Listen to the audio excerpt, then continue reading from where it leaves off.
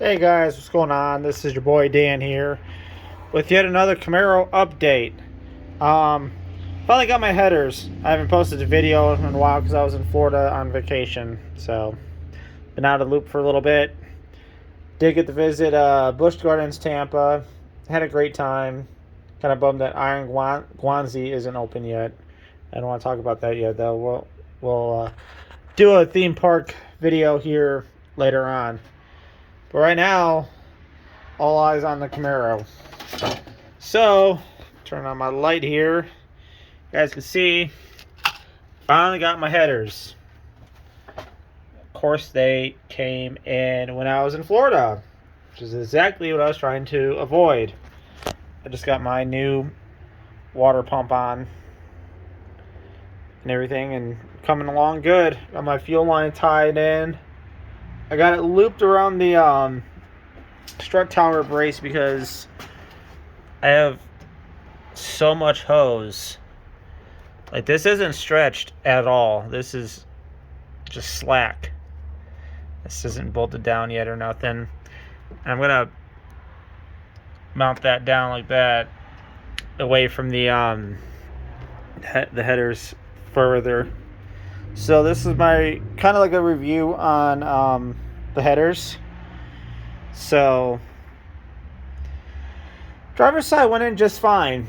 I had to dent one of the primaries just ever so slightly to clear the subframe, or the K-member, sorry. And bear with me here. I got a shit ton of sunburn on my back. My back is all gross and peeling. It's just bad. Anyways, the headers went on pretty good on the driver's side.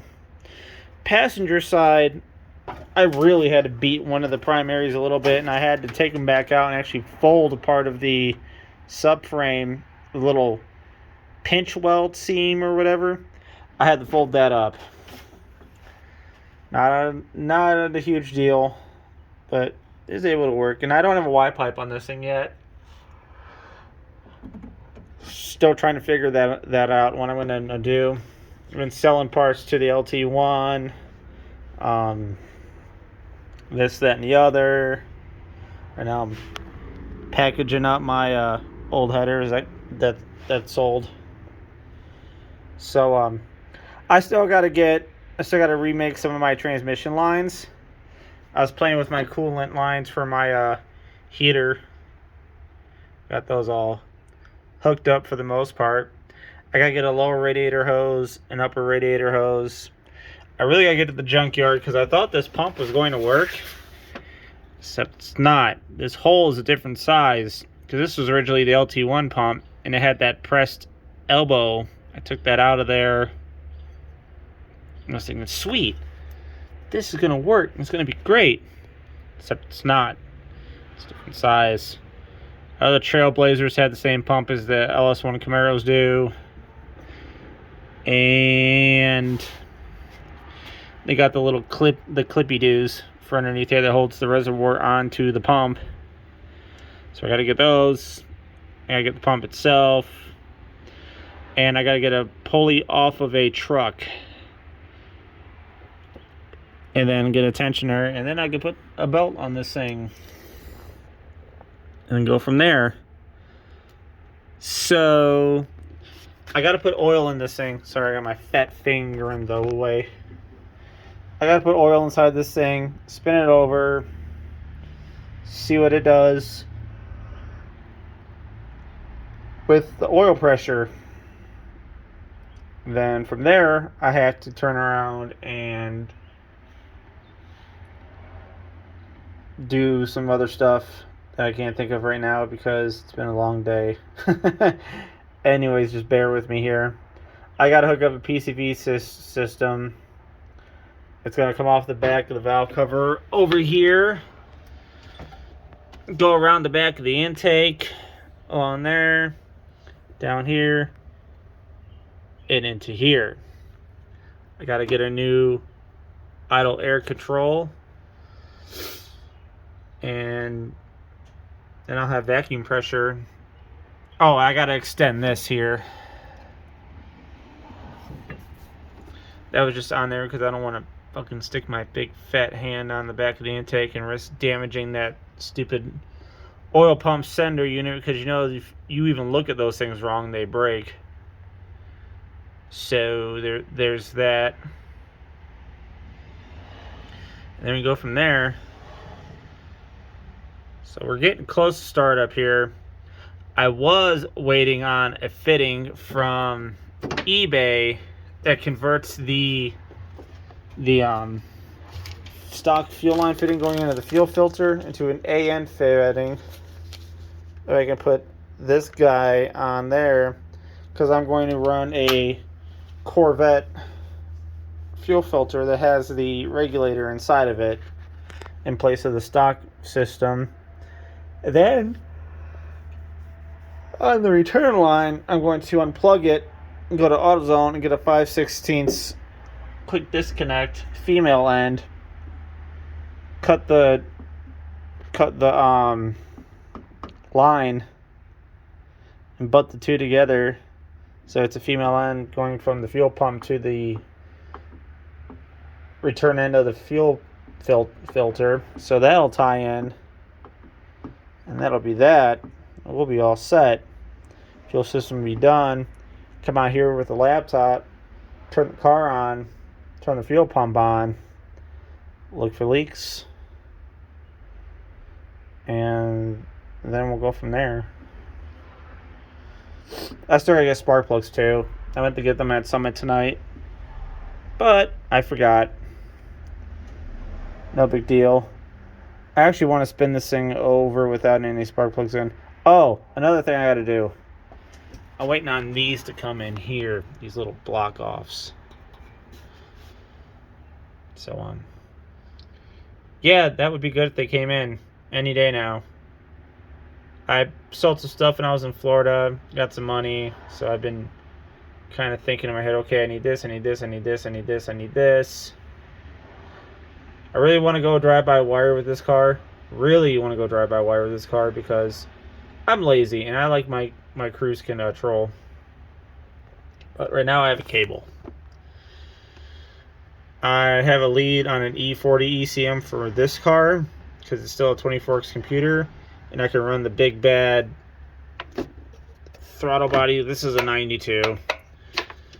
I can run a P59 that has drive-by-wire, but I think the biggest they make for a 3-bolt is a 78, and I don't want to go down. So I will take my chances with the drive-by cable. I'm not overly worried about cruise. I did get my evap connected here, and I got the nice little green handy dandy test port here.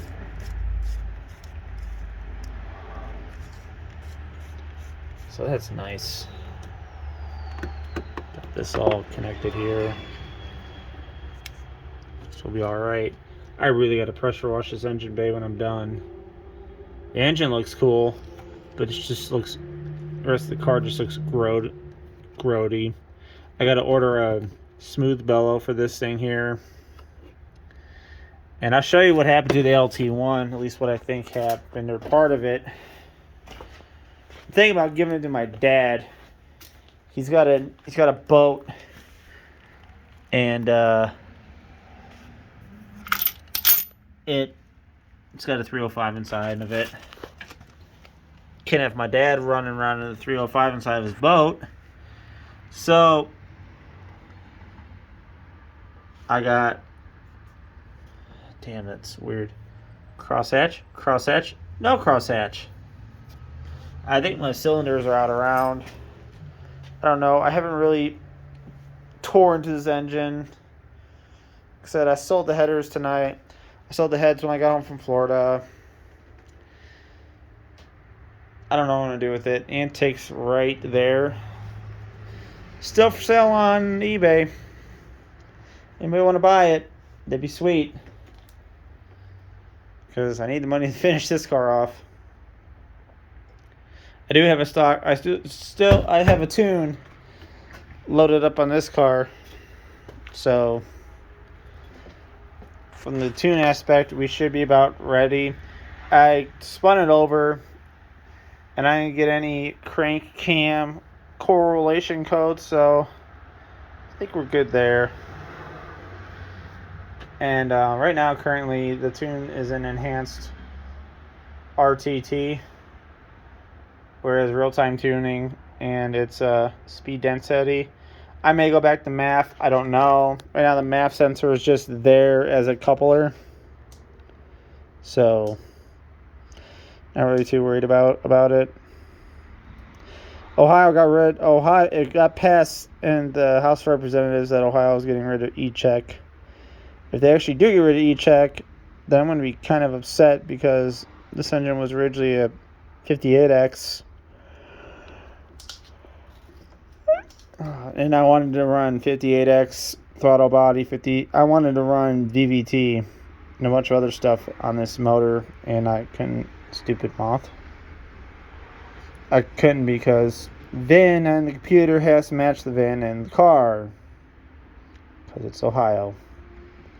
So I converted it back over to 24X, but I can still run a E40. Maybe I'll get lucky and score another one in the junkyard. But anyways, I wanted to give you guys an update. We're getting there, and I'm pretty happy with it so far. The engine looks great. The headers look great. I'm going to start it with open headers just because it's me and I like things loud. Just to see what it sounds like. I've got some more hurdles to clear. I really want to go true dual, but I don't know if my budget will allow me to. I don't know. I'll figure something out. Anyways, guys, have a great night. Want to give you an update. Like, share, subscribe, and I'll catch you on the next video.